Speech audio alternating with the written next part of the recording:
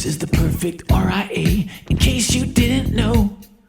Bringing you all the strategies to help your business grow. Are you happy? Are you satisfied? Are you hanging on the edge of your seat? Sit back and listen in while you feel the beat, yeah! Another myth bites the dust.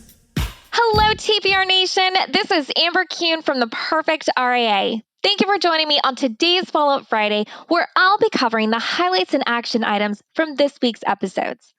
On Monday's episode, Matt and Micah talked about our recent TPR Live event. They had the opportunity to spend that week with around 70 other advisors. Micah kicked off the episode by talking about what's involved leading up to the events that they put on for the Perfect RIA. It requires a lot of work. So he said sometimes he questions why they do them. And then he said they show up, they meet advisors, there's tons of energy, and they're able to see that impact in person. And that this becomes a reminder of why they continue to do these live events. Matt shared that he actually had head trash going into the event around wanting to be sure he could deliver massive value to everyone attending. And he said that the best way to push through that and any head trash is to practice. He said it paid off because every person came up to say that it was transformative. Micah said that this is the impact of getting advisors together that are committed to success, pushing things forward, and making sure that they are making a difference in their practice. He said that these are the people saying, I know I deliver value, but I want to deliver more value. I know I have processes in place, but I want better processes. I know that I have a great team, but I want an even better team. He loves that advisors show up to these conferences with that mindset and that it's amazing how much openness and sharing happens during that time. He said he loves the transparency that happens. The fact that people are willing to step up and share issues that they're struggling with, and that you can see the other people in the room nodding their heads because they've had the same issues. Matt talked about how they asked everyone to write down their questions, and when they really went through these, they realized that they all came back to this feeling that there's something they need to do in their practice, but they just don't have a forcing mechanism to do it. He said, however we're living our life, we're justifying the way that we're doing it instead of finding a solution for what it is we need. Micah added that it's all about having a guided path. The guys discussed how they went through the practice analyzer and had all the attendees fill this out. This analyzer breaks a practice down into 4 areas, which are what Matt and Micah believe are the areas that make the most impact. From there, the attendees got into groups to focus on what was their top priority. And what they said was great is that everyone in there was mentally at about the same place in where they were versus where they wanted to be. Micah shared a story about a conversation he had with another advisor who hadn't heard about TPR and was curious about the information that he and Matt were sharing. Micah said he walked him through the numbers, and looking at his hours, he was amazed at what he was actually doing with his time. Micah said when someone realizes this, that they then go into justification mode and they don't want to go back and feel that they were making bad decisions. But Micah said making a bad decision doesn't make you a bad person. It means you're learning. We play office a lot, so if we can measure these things, then you can improve. Matt said that you need to cut those hours down that are just playing office, just like you're doing a budget. He said it's so easy to bounce around from topic to topic. He then went through the ABC 1, 2, 3 test, which is a great way to look at tasks. And when you're bouncing back and forth, you can start to realize how much that bouncing really takes up more of your time. For Micah, he shared that there are only 3 things that are not playing office, which are meeting with clients, prospecting, and business strategy and development. He said anything besides those 3 tasks are playing office. The guys then went into discussing other areas that were presented at the event that also allowed advisors to really take a hard look at with their practice. Matt shared some information about the presentation that Benjamin Brandt gave on charging a fee equal to your value. Ben asked how many advisors are charging the same fee today as they were 5 years ago. He then asked if their skills were better or if they had improved. He then asked, were they overcharging then or are they undercharging now? That said, it really gets your wheels turning, and odds are you're delivering far more value than you're charging. Micah said you need to look at why you're doing things. Are you doing things for self-esteem or to add massive value to clients. The guys wrapped up the episode by saying that you need to look at where you're making excuses and where are you defending it. And where are you saying that there's an area that you need to get better at? Matt said, don't make excuses for your failures, but don't beat yourself up about it either. Micah ended the episode by sharing the idea that there's nothing I can do about the past, but there's a lot I can do about the future, and that starts today. Let's get into Monday's action items. Email lifestyle@theperfectra.com to receive the practice analyzer and start going through this. Once you do that, whatever it is you need to work on, put it on a post-it note. Pick one area and really focus on that. Create hard forcing mechanisms for you to get out of the office and create more third-party accountabilities in your life to force and limit how much time you're spending on things. And know where you're reliable and know where you're not. Lastly, reach out to us at lifestyle@theperfectra.com if there's a topic you'd love to hear about on the podcast, or if there's a guest who's successful that you'd like us to have on our What Works Wednesday shows. Moving into this week's What Works Wednesday, Matt was joined by Danielle Beasley, who's a CFP and CEO of 20 Concierge Wealth Management. She's from Santa Barbara and is the author of a new adult coloring book for financial planning called Financial Wellness. Danielle talked about her practice, her new book, and the experiences that led her to want to focus on financial literacy.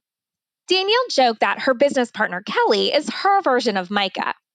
Danielle and Kelly have a shared belief that financial literacy should be a cornerstone of education, and that this is what led to them putting together a coloring book.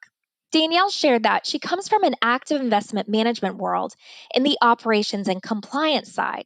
She said that she loved helping individuals understand their bottom line. She also said she loves tax optimization and having conversations around managing your own finances. In looking at creating a financial literacy coloring book, she said that she had been leaning into the client psychology side of things. She said that the book is right brain, which is the creative side, and then the left side is the academic side and where the lessons are. Danielle shared that financial trauma and often your money mindset is rooted around age 7. She asked, how can you tap into your money mindset and heal some of those money habits? She said, if you tap into the creativity, you reduce the anxiety and fear around this. Matt noted that this differentiates her firm from every other firm.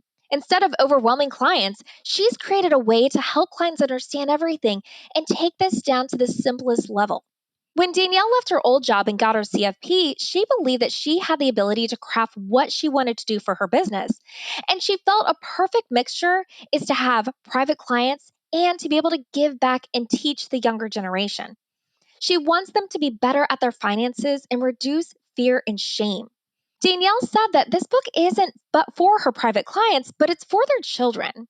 She recommends that people have real financial conversations with their children.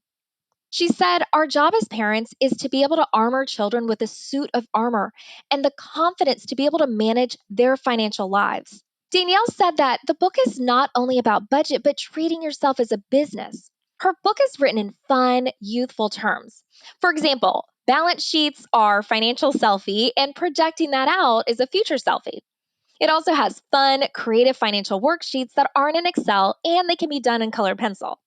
Matt and Danielle then talked about the process itself for writing the book. Danielle worked with Josh Rabb, whom we've had on a What Works Wednesday episode, and who also published Matt's book, Delivering Massive Value. Danielle said that during the process, Josh helped her and Kelly really break up with their egos. She said that they data dumped about 100 ideas and narrowed it down to 18 lessons. And she talked about recurring themes in her practice and how that led to the themes in the book, which talk about money mindset, family systems, and shame. She mentioned that when meeting with a prospect, she feels that they'll always talk about why they're not where they want to be financially. She wants people to remove that shame. Additional focuses in the book revolve around the constant conversations that she was having with her clients, and that it ends with treating yourself like a business. She said, if you have a plan for your financial life, the fear and anxiety will go away. Matt loves the terminologies in the book because Danielle is saying this in plain English. He said one of the biggest mistakes is that we talk to clients as we talk to each other and other advisors, and that this makes such a difference in the client experience. She said, one of the biggest mistakes is that we talk to clients as we talk to each other and other advisors, and that this makes such a difference in the client experience. And that this makes such a difference in the client experience. And that this makes such a difference in the client experience. Danielle wrapped up by stating that she wants to empower the younger generation to embrace their finances and give them the knowledge to understand this. Let's get into Wednesday's action items. Place your order for Danielle's book, Financial Wellness, by visiting colearningbooks.com. TPR listeners can use the code Jarvis20 for 20% off your order. Order a stack of Danielle's books to help with financial literacy and hand these out to your clients. Lastly, look for common themes in your conversations with clients. Clients are going to ask consistent questions, so think about how are you going to articulate your answers for those very common issues. On this week's Worlds to Conquer, Jamie went over tips and suggestions on how advisors can harmonize their staff and establish roles for employees. Jamie has received tons of questions on how they can organize things within Shalansky and Associates, so this week's episode was focused on career pathways. Jamie is big on when onboarding team members that they're cross-trained, but she also wants them to stay in their lane. But she wants them to be in a perpetual state of learning. She'll outline what they need to do to grow in their own role. Jamie shared that when people are leaving their current employer, it's usually because they've plateaued or they feel that there's nowhere else to go. They have reached what they feel is the pinnacle of their career at that company. Jamie doesn't want her employees to ever plateau.